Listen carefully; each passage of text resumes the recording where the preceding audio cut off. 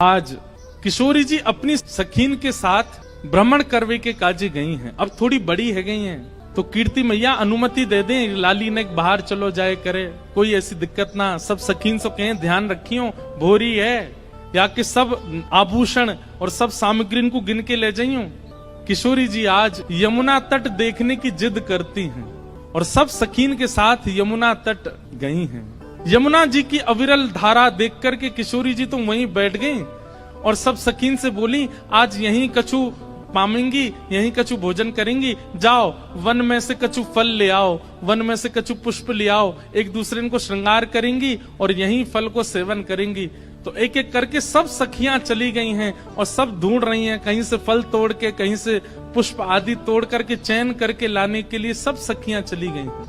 इतने में ही यमुना जी के उस पार नंद भवन है और नंद भवन से श्री ठाकुर जी खेलने के लिए आ रहे हैं। यमुना तट पर ठाकुर जी पहुंच गए। जैसे यमुना जी के तट पर पहुंचे, यमुना जी के तट पर जाकर के सामने की ओर देखा, बड़े बड़े नेत्र और माथे पर सुंदर रोरी को बिंदा लगाए करके, नील वसन पहन करके छोटी सी किशोरी जी बैठी हैं। ठाकुर जी बहुत देर तक तो मानो जैसे छिप करके आड़ में थी देखने लगे। सूर श्याम देखत ही रीझे, ठाकुर जी देखते ही किशोरी जी के मुखमंडल में ऐसे आसक्त हुए कि सब भूल गए। चक डोरी हाथ में लिए खड़े भये, गिर गई नीचे। और जो भी ठाकुर जी बड़े अदा में निकले ना, बड़े सज धज के निकले, बहुत स्वरूप साज सज्जा सब धारण करके निकले, बड़े कॉन्शियस रहे अपने स्वरूप के प्रति। लेकिन किशोरी जी को देख करके सब भूल भाल गए। ठाकुर जी किशोरी जी को देखा और देखते ही ठाकुर जी सोचने लगे, बोले अरे भैया मैं जाए के पूछूं तो सही जी कौन है,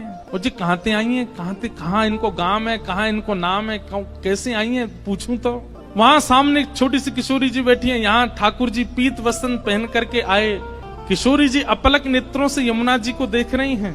ठाकुर जी आए, थोड़ी आगे आकर के ऐसी अदा करने लगे कि किशोरी जी की नेक दृष्टि पड़े।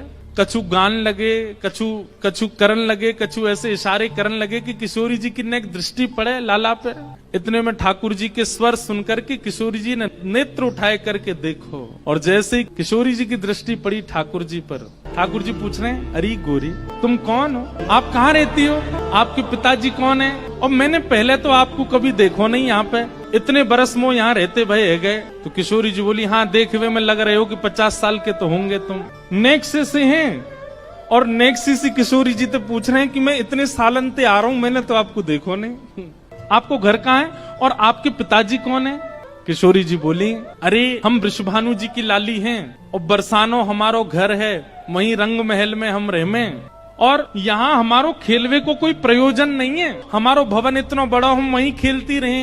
अरे जब ते जन्म भयो तब ते आज तक हमने तो अपनो पूरा भवन देखो ही नहीं, इतना बड़ा भवन है हमारे पिताजी को, हमें कहा जरूरत पड़ी यहाँ आके खेलवे की।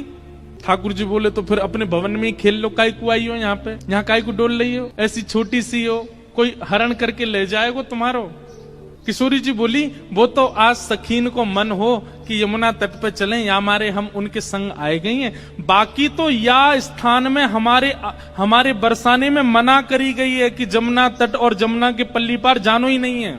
ठाकुर जी बोले, वो काय को, बोले हमारे बरसाने में ऐसो कहवे कहा कि जमुना के तट पे और जमुना के पल्ली पार एक छोरा डोले, और वह छोरा को नाम तो मैं ना लूंगी, ऐसो सुनो वह को नाम गावे तो प्रकट है जाए।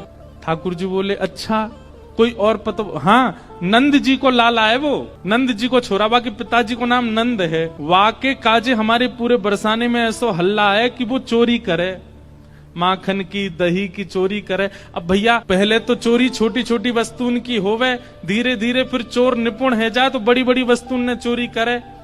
अब हमें तो ऐसा लगे नंद जी को छोरा दही और माखन की चोरी करे, कहीं हम यहाँ आ गए, हम तो बड़े घर की बेटी हैं, हमारे गले में ऐसे सुंदर सुंदर नवलखा के हार हैं, हमारे कानन में ऐसे महंगे महंगे कुंडल हैं, हमारे ऐसे ऐसे कड़ूला हैं, कहीं वाको मन आ गए और सब हरण करके ले गए तो या हमारे, हम तो यहाँ आमे ही ना है वाके डर के मारे। इतने में ही ठाकुर जी नीची नजर करके सुनने बोले, अच्छा किशोरी जी बोली, अच्छा तुमने देखो वो नंद जी को छोरा, तुम जानो भाई।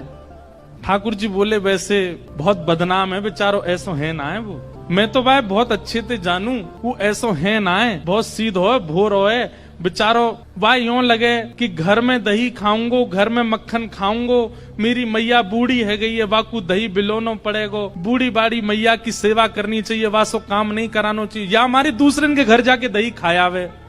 और इन गोपीन ने वहां पे झूठ और चोरी को आरोप लगाई दियो। मैं तुम्हें सांची बता रहा हूं। किशोरी जी बोली, जा तरीका से आप पक्ष ले रहे हो और जा तरीका से तुम्हारे नैन मटक रहे हैं, बातें तो यूं लग रही है कहीं तुम ही तो नहीं हो नंद के लाला।